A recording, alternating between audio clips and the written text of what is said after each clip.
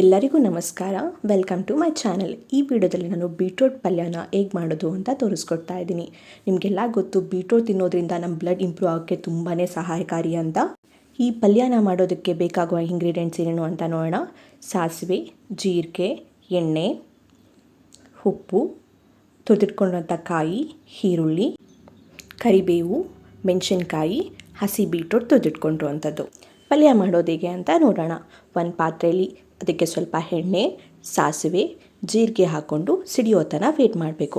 ಸಿಡಿಯೋಕ್ಕೆ start ಆದಮೇಲೆ ನಾವು ಹೆಚ್ಚಿಟ್ಕೊಂಡಿರುವಂಥ ಮೆಣಸಿನ್ಕಾಯಿ, ಕರಿಬೇವು, ನಂತರ ನಾವು ಹೆಚ್ಚಿಟ್ಕೊಂಡಿರುವಂಥ ಈರುಳ್ಳಿ ಕೂಡ ಹಾಕ್ಕೋಬೇಕಾಗತ್ತೆ. ಇದೆಲ್ಲನೂ ಹಾಕ್ಕೊಂಡು ಸ್ವಲ್ಪ ಹೊತ್ತು ಫ್ರೈ ಮಾಡಬೇಕು. ಈರುಳ್ಳಿ ಗೋಲ್ಡನ್ ಕಲರ್ ಬಂದಾದ ನಂತರ ರುಚಿಗೆ ಬೇಕಾದಷ್ಟು ಸಾಂಬಾರು ಪುಡಿ ಮತ್ತು ಉಪ್ಪು. ಸಾಂಬಾರು ಪುಡಿ ಆಪ್ಷನಲ್, ನಿಮ್ಗೆ ಇಷ್ಟ ಆದರೆ ಹಾಕ್ಕೊಳ್ಳಿ, ಇಲ್ಲ ಅಂದರೆ ಅದನ್ನು ಸ್ಕಿಪ್ ಮಾಡ್ಬೋದು. ಸಾಂಬಾರು ಪುಡಿ, ಉಪ್ಪು ಹಾಕಿದ ನಂತರ ಒಂದು 30 ಸೆಕೆಂಡ್ಸ್ ನಾವು ಫ್ರೈ ಮಾಡಿಕೊಂಡು ಸ್ಟವ್ನ ಆಫ್ ಮಾಡ್ಕೋಬೇಕಾಗತ್ತೆ. ಸ್ಟವ್ನ ಆಫ್ ಮಾಡಿಕೊಂಡು ಒಂದು 3-4 ಮಿನಿಟ್ಸ್ನ ಆ ಪಾತ್ರೆಯಲ್ಲೇ ಬಿಡಿ ಒಗ್ಗರಣೆನ. ನಂತರ ನಾವು ತುರಿದಿಟ್ಕೊಂಡಿರೋಂಥ ಕಾಯಿ ಮತ್ತು ಹಸಿ ಬೀಟ್ರೋಟ್ನ ಈ ಒಗ್ಗರಣೆಗೆ ಹಾಕ್ಕೊಂಡು ನೀಟಾಗಿ ಮಿಕ್ಸ್ ಮಾಡಬೇಕಾಗತ್ತೆ.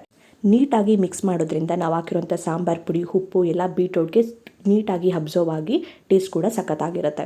ಈಗ ನೋಡ್ತಾ ಇರ್ಬೋದು ಎಷ್ಟು ಚೆನ್ನಾಗಿ ಕಾಣಿಸ್ತಾ ಇದೆ ಅಂತ. ನೋಡೋಕೆ ಎಷ್ಟು ಚೆನ್ನಾಗಿ ಕಾಣ್ತಿರುತ್ತೋ ಟೇಸ್ಟ್ ಕೂಡ ಅಷ್ಟೇ ಚೆನ್ನಾಗಿರುತ್ತೆ.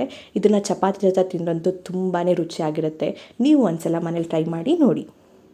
ಹೇಗಿತ್ತು ಅಂತ ಕಮೆಂಟ್ ಸೆಕ್ಷನಲ್ಲಿ ತಿಳಿಸಿ. ಈ ವಿಡಿಯೋ ನಿಮಗೆ ಇಷ್ಟ ಆಗಿದೆ ಅಂತ ಭಾವಿಸ್ತೀನಿ. ಇಷ್ಟವಾದಲ್ಲಿ ಲೈಕ್ ಮಾಡಿ, ಫ್ಯಾಮಿಲಿ ಆ್ಯಂಡ್ ಫ್ರೆಂಡ್ಸ್ ಜೊತೆ ಶೇರ್ ಮಾಡಿ ಹಾಗೂ ಸಬ್ಸ್ಕ್ರೈಬ್ ಮಾಡಿ. ಎಲ್ಲರಿಗೂ ಧನ್ಯವಾದಗಳು.